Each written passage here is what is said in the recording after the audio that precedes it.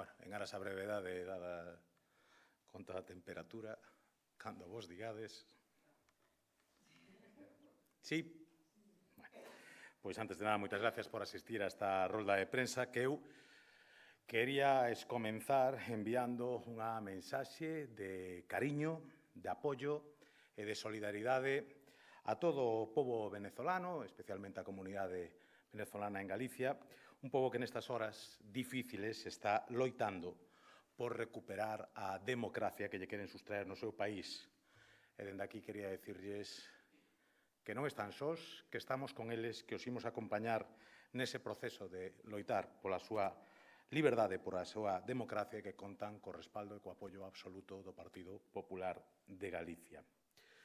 Isto no que fai referencia á situación internacional, no que fai referencia a asuntos máis locais, pois hoxe temos que falar da aprobación do teito de gasto da Comunidade Galega para 2025. Un teito de gasto que, como xa informou o presidente Rueda, logo do Consello da Xunta, ascende a 13.954 millóns de euros, que é a cifra máis alta da historia da Comunidade Galega. Un teito de gasto sensato e acorde coa situación actual e as previsións económicas de Galicia para o vindeiro ano e que esgota ao máximo a capacidade de gasto segundo a taxa de referencia autorizada polo Goberno Central e que se calculou sendo coherente coas novas regras fiscais fixadas pola Unión Europea para este período. Con estes datos na man, estamos expectantes por coñecer a posición dos grupos da oposición e os seus argumentos para rexeitar, seguramente por 14º ano consecutivo, este teito de gasto, que vai permitir á Comunidade Galega contar o vindeiro ano con maior investimento para optimizar a prestación dos servicios públicos, axudar as familias e as empresas, impulsar as políticas de vivenda e favorecer o crecemento económico e a creación de emprego. En definitiva, para cumprir os compromisos que o pasado mes de febreiro adquirimos cos galegos. Galicia volverá a cumprir escrupulosamente o recollido na Lei Galega de Disciplina Orzamentaria, aprobando o seu teito de gasto en tempo e forma, do mesmo xeito que o Goberno galego traballará nas vindeiras semanas para elaborar os orzamentos da Xunta para 2025 para que poidan ser aprobados en tempo e forma e executados a partir do vindeiro 1 de xaneiro. Pero, casualidades da vida política española, a aprobación deste teito de gasto en Galicia coincide cunha nova falcatruada perpetrada polos socialistas españois capitaneados polo señor Sánchez, que para perpetuarse no poder e agora, ademais, conseguir o apoio dos independentistas republicanos cataláns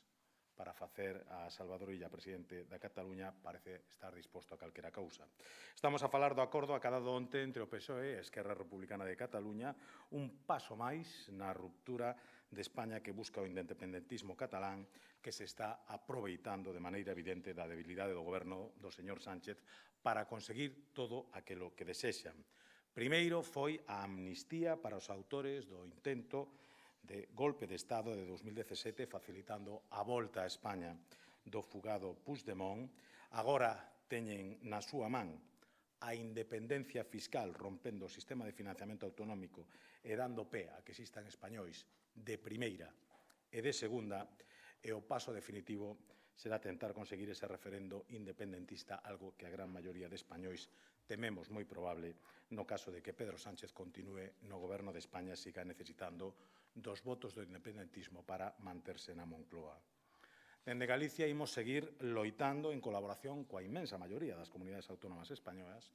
para que o goberno de Pedro Sánchez deixe de utilizar os cartos de todos para cumprir os seus desexos, reclamando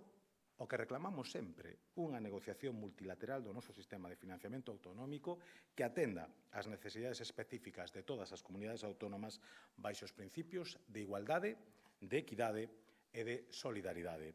De pouco servirá que en Galicia sigamos cumprindo as leis e aprobando os orzamentos un ano tras outro e sempre en tempo e forma, se despois o goberno do señor Sánchez rompe unilateralmente o status quo existente, prexudicando as comunidades cumpridoras e beneficiando aquelas cuxos votos lle son necesarios para seguir na Moncloa. Este non é o camiño e creemos que o máis razonable é seguir actuando como leva 3 lustros actuando o goberno galego de maneira responsable, atendendo ás necesidades dos cidadáns e antepoñendo os seus intereses, os dos cidadáns, ao interés particular de unha soa persona. Pola miña parte máis nada, quedo a vosa disposición por se hai algunha pregunta ou aclaración que precisedes. Pois non habendo nada, moitísimas gracias e vémonos tras o pleno de mañá.